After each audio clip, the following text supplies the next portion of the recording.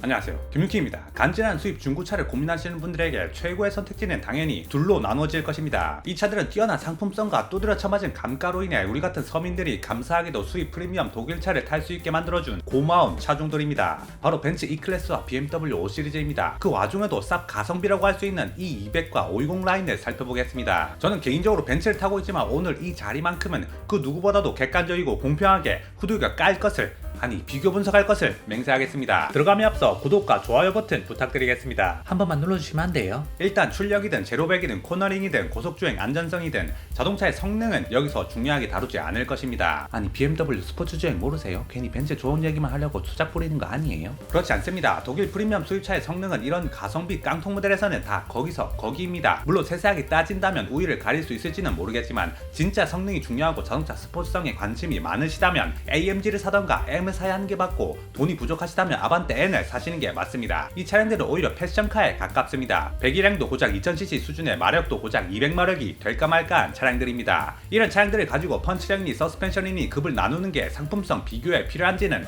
개인적으로는 잘 모르겠습니다. 그냥 소나타보다 조금 더 좋은 수준이라고 생각하면 될 것입니다. 아니 자동차의 성능을 빼면 뭘로 부르는 거예요? 신차를 살 때는 동급 대비 성능을 빼놓을 수는 없을 것입니다. 하지만 우리가 보고 있는 것은 중고차입니다. 중고 수입차는 누가 뭐라 하더라도 당연히 가성비가 좋아야 한다고 생각합니다. 우리가 중고차 중에 프리미엄 독일차를 사려고 하는 이유가 무엇입니까? 솔직하게 터놓고 얘기한다면 당연히 싼 가격으로 비싼 물건을 써보고자 하는 마음이 있기 때문입니다. 같은 가격으로 깨끗하고 새 차인 소나타를 사면 마음이 편하겠지만, 그럼에도 불구하고 수리비 걱정, 감가 걱정하면서 수입 중고차를 사는 이유는 당연히 벤츠라는 브랜드와 BMW라는 브랜드를 써보고 싶은 게 가장 큰 이유 아니겠습니까? 그렇다면 대략 2018년식 기준으로 이 차들은 감가를 얼마나 두들겨 맞았는지 비교를 해보겠습니다. 1인 소유 완전 무사고 차량을 기준으로 평균 4만에서 5만 킬로 정도의 마일리지를 띈 차량들을 보겠습니다. 벤츠 E200의 경우 신차가 6,220만원에서 49%가 떨어진 3,080만원의 매물을 확인할 수 있었습니다. 전체적인 시세도 평균적으로 3천만원 극초반대로 가격대를 형성하고 있습니다. 그렇다면 BMW 520i 모델은 어떨까요? 놀랍게도 신차값 6,330만원의 BMW 520i의 경우 같은 연식 완전 무사고에 비슷한 키로수를 가지고 있는데 3,290만원 정도였습니다. 평균적인 가격대는 거의 동일하다고 할 정도로 비슷하게 형성되어 있습니다. BMW가 신차 구매 시 할인이 조금 더 들어갔을 텐데 풀체인지 G바디 모델이기 때문에 사골 W213 모델보다 중고차 시장에서는 나름 값어치를 인정받는 모습을 볼 수 있습니다. 그렇지만 결론은 중고로 구매하는 입장에서 이 두 차량은 가격이 똑같다는 것입니다. 3천만원 초반대의 가격으로 5년 정도 지난 벤츠 E클래스, BMW 520i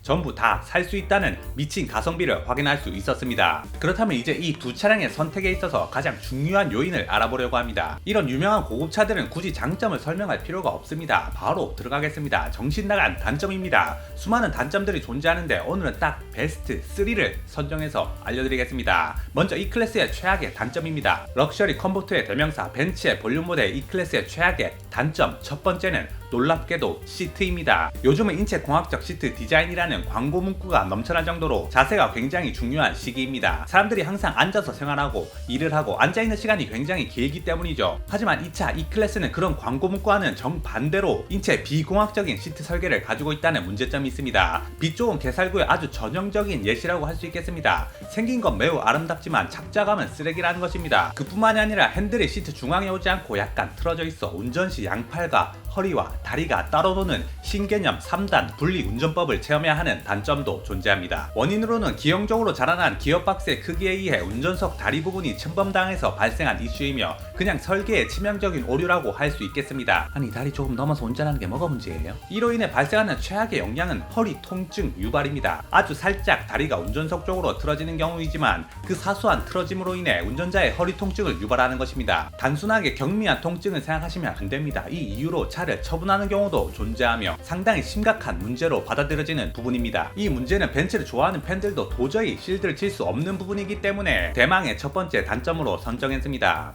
여러분께 77만원은 어떤 의미인가요? 이 정도면 새 차를 살 때 개꿀 옵션을 추가할 수 있을 만큼 든든한 액수일 것입니다. 아니 갑자기 웬 77만원? 돈이라도 줄 거예요? 그렇습니다. 제가 직접 돈을 드리는 것은 아니지만 모르고 그냥 지나친다면 손해보는 개꿀 정보를 알려드리려고 합니다. 집에 약정이 끝난 인터넷이나 정수기가 있으신가요? 이거 가만히 놔두면 최대 77만원까지 손해입니다. 전화 한 통이면 인터넷 TV 설치 시 최대 47만원, 정수기 렌탈 시 최대 30만원, 전부 다 합치면 최대 77만원까지 받을 수 있습니다. 물론 설치 당일에 말이죠. 이런 엄청난 혜택이 존재하는 곳이 어디냐? 바로 국내 가입자 수 독보적인 1위 인터넷 가입 가전제품 렌탈 대리점 아정당입니다. 아니 근데 바꾸면 요금이 졸라 비싸지는 거 아니에요? 아닙니다. 쓰던 요금제 그대로 유지하면서 새 제품을 받고 지원금까지 받을 수 있는 기회입니다. 알뜰폰도 쓰던 번호 그대로 개통 가능하고 365일 밤 10시까지 상담 가능하니 지금 당장 전화하세요. 두 번째 단점은 그 이름도 무시무시한 미션에 있습니다. 미션의 문제를 생각하면 흔히들 쉐보레에 들어가는 보령 젠 미션이나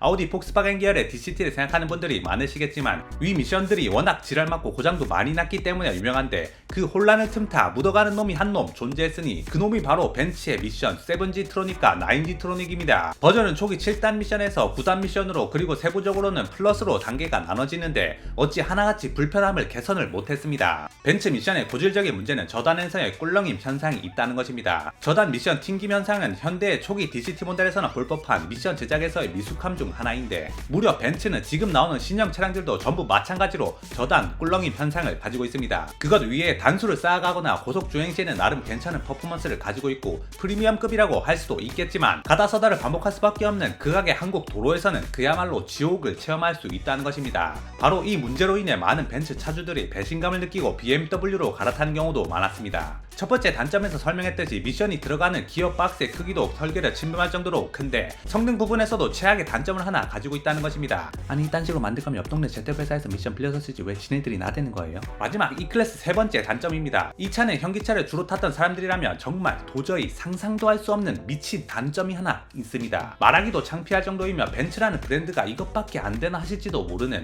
와이퍼 소음이 존재한다는 것입니다. 아주 오래된 구형차이거나 와이퍼 고무가 다 닳아버릴 정도로 쓰지 않는다면 보통의 운전자들은 와이퍼 소음을 잘 듣지 못할 것입니다. 하지만 이 럭셔리 브랜드의 벤츠 차량들은 C클래스, E클래스, S클래스 할 것 없이 대부분의 차량들이 심지어 따끈따끈한 신차라고 할지라도 이 무지막지한 와이퍼 소음을 가지고 있다는 것입니다. 원인으로는 와이퍼와 유리와 단차로 인한 경우와 와이퍼의 장력이 너무 강하게 설정되어 있다는 의견도 있고 유막이 문제일 수 있다는 의견도 존재한다는 등 다양한 의견이 존재하지만 갖은 수를 써도 안 잡히는 차량들이 존재하기 때문에 벤츠 커뮤니티에선 이와 같은 증상을 호소하더라도 띠링 정품 인증하셨습니다. 라는 말도 안 되는 개소리나 듣게 되는 현실이라는 것입니다. 재수가 좋다면 몇 가지 조치로 소음을 잡을 수도 있겠지만 시간이 지난다면 다시 돌아오는 경우가 많고 소리 자체가 매우 천박하게 나기 때문에 만약 동승자가 있다면 그 창피함은 이루 말할 수 없을 것입니다. 오래 기다리셨습니다. 빠르게 5시리즈의 정신 나간 단점들도 살펴보겠습니다. 먼저 제가 뽑은 5시리즈 최악의 단점은 역시 인테리어 디자인입니다. 논란의 여지가 있겠죠. 하지만 할 말은 하겠습니다. 5시리즈의 센터 패시아와 센터 콘솔 디자인은 솔직히 프리미엄이라고 할 수 없다고 생각합니다. 전자식 기어봉 하나 믿고 다른 부분들을 너무 막 만들어 두었습니다. 기어봉 옆에 버튼들은 당최 무슨 기준으로 놓여져 있는지 모르겠고 그냥 버튼 모아둔 버튼 상자처럼 보이는 것은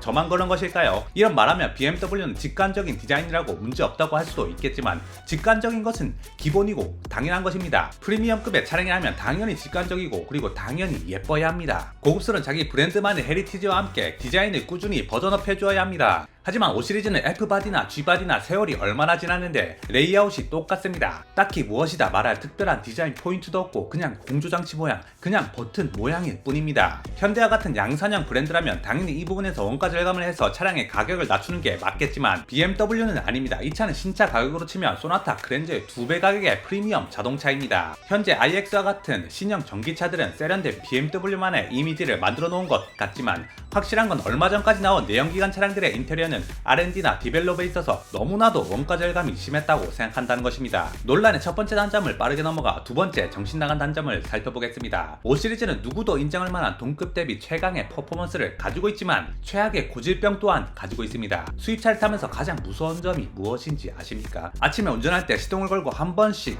혹시나 하게 되는 바로 그 부분, 경고등입니다. 그 중에 냉각수, 경고등이 이 차의 두 번째 정신나간 단점입니다. 이놈의 냉각수는 나가는 구멍도 없을 텐데 어디서 증발 증발이 되어가는 것인지 보충을 해도 시도 때도 없이 경고등이 켜지는 경우가 많으며 잘못하면 워터펌프까지 전체로 교환을 해줘야 합니다. 가격으로 치면 수리비 폭탄까지는 아니겠지만 이것 때문에 센터에 들어가고 대기를 하고 수리를 하는 것이 굉장히 골치가 아픈 문제입니다. 한번 교환한다고 끝나는 것이 아니라는 것도 문제입니다. 한 BMW 차주는 반복되는 경고등과 수리로 인해 차가 왜 이러냐고 BMW 센터에 문의하니 설계상 문제가 있어 어쩔 수 없는 고질병이라는 설명을 들었다고 합니다. BMW 커뮤니티를 살펴보면 아주 많은 차량들이 이 냉각수 문제를 겪고 있고 웬만하면 한 번은 경험해야 하는 통과 의례처럼 보일 정도입니다. 이 문제는 대부분 가솔린 차량들이며 고로 520D의 의문의 1승이라고도 할 수 있겠습니다. A5 시리즈 디젤은 불자동차 아니에요?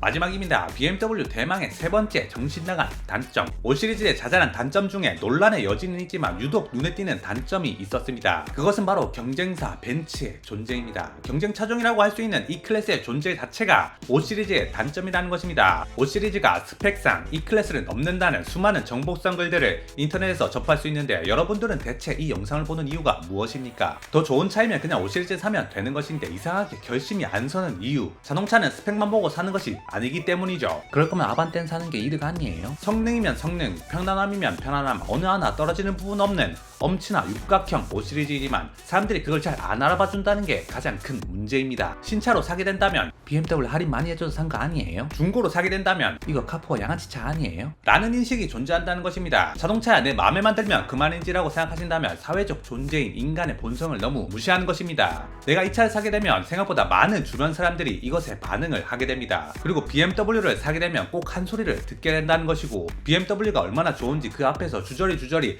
강의를 해줘야 한다는 단점이 있다는 것입니다. 더욱 중요한 점은 그 강의가 아무리 명강이라고 할지라도 대부분 차에 관심이 없는 사람들은 화려한 나의 언변을 하나도 알아쳐먹지 못하고 멍청하게 쳐다본다는 것입니다. 그렇다고 비슷한 아우디나 폭스바겐이나 테슬라와 같은 수입차를 살 때는 그런 말을 잘 안 듣는데 유독 BMW를 사게 되면 벤츠 소리를 듣게 되는 현상이 존재한다는 것입니다. 지금까지 벤츠 E클래스와 BMW 5 시리즈의 영혼의 한타를 보여드렸습니다. 감사합니다. 김두킴이었습니다.